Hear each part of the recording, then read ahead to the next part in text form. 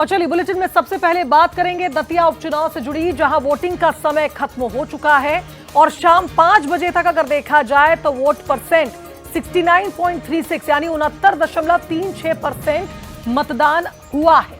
अभी भी लोग लाइन में खड़े हैं जो वोट डाल सकेंगे। उपचुनाव में लोगों ने इस बार बम्पर मतदान किया है। 80% तक इस बार उपचुनाव का ये वोटिंग परसेंट पहुंच सकता है। 3 अगस्त को उपचुनाव का रिजल्ट आना है। दतिया सीट जिसका ये दंगल इस बार बेहद दिलचस्प था और जिस तरह से उपचुनाव में जनता का उत्साह नजर आया है, बम्पर वोटिंग हुई है इस बार। 2023 में जिस तरह का माहौल था उससे ज्यादा माहौल इस बार उपचुनाव में था। आशुतोष तिवारी घनश्याम सिंह के बीच सीधी सीधी टक्कर और इसके अलावा भी अन्य जो उम्मीदवार हैं मैदान में थे। किस पर जनता ने भरोसा जताया है ये तो ईवीएम में कैद हो चुका है, लेकिन अब देखना होगा कि इस बम्पर वोटिंग का सबसे ज्यादा फायदा किसे मिलता है। 80% तक वोटिंग परसेंट पहुंच सकता है। फिलहाल ये माना जा रहा है शाम 5 बजे तक 69.36% वोटिंग दतिया में हुई है उपचुनाव के लिए।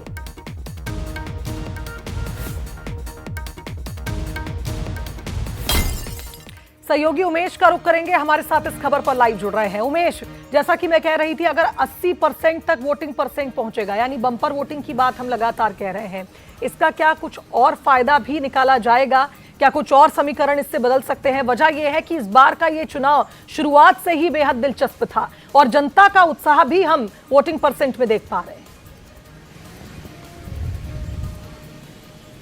देखिए स्वांगी, पहले जो है मतदान प्रतिशत की बात कर लेते हैं कि अब 6 बज चुके हैं और जो मतदाता यहाँ आ रहे थे वो पूरी तरह से जो मतदान खत्म हो चुका है, उसका समय खत्म हो चुका है। और अभी अगर तकरीबन 5 बजे की बात की जाए तो 69.36 जो है मतदान अभी हुआ है। लेकिन अभी 1 घंटे का जो रिजल्ट आना है उसमें तकरीबन 80% तक मतदान जो है जा सकता है। तो कहा जा सकता है 2023 में जो वोटिंग हुई थी सेम उसी पैटर्न पर जो है यहाँ पर उपचुनाव में वोटिंग हुई है और जो मतदाता थे उन्होंने इसमें इस महापर्व में जो है बढ़ चढ़कर हिस्सा लिया और यही वजह है कि तकरीबन जो इस तरह का मतदान यहाँ पर देखने को मिला है। हमने ग्रामीण इलाकों में देखा कि महिलाएं काम छोड़कर जो है मतदान केंद्रों पर पहुंची और उन्होंने अपने मत का प्रतिशत जो है मत का जो अधिकार किया।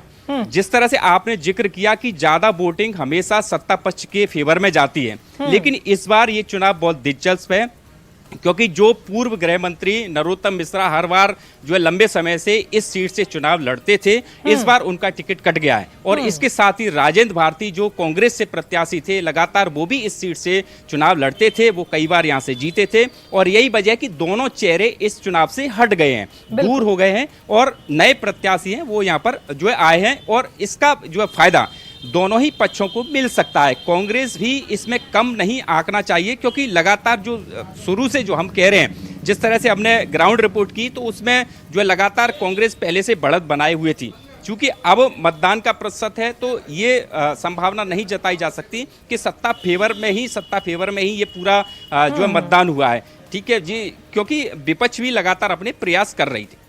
अब ये पूरा जो है ऐसे समझते हैं कि जातिगत समीकरणों को साधने के लिए दोनों ही दलों ने जी तोड़ मेहनत की। अगर सीएम की बात की जाए या तमाम बीजेपी के बड़े लीडरों की बात की जाए तो उन्होंने यहाँ पर डेरा डाले। सीएम ने 3 सभाएं की, रोड शो किया और लोगों से 1 to 1 चर्चा भी की, अलग अलग समाजों के लोगों को बुलाकर उनकी बैठक भी की।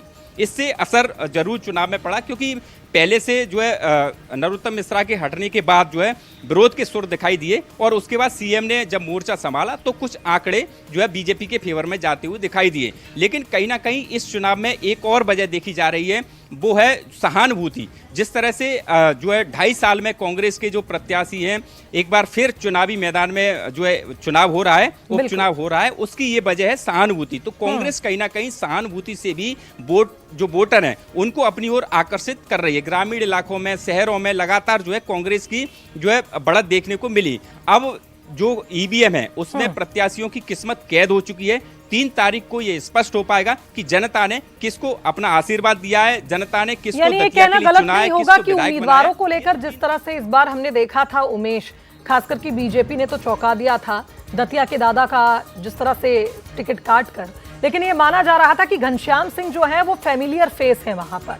तो ये भी माना जा सकता है कि इस बार हो सकता है ये लड़ाई राजनीतिक नैरेटिव की हो बीजेपी कांग्रेस के पर अब क्या सोचा है जनता ने और क्या था जनता के मन में, वो तो 3 अगस्त को ही पता चलेगा। बहुत शुक्रिया आपका इस तरह से समझाने के लिए, विश्लेषण करने के लिए।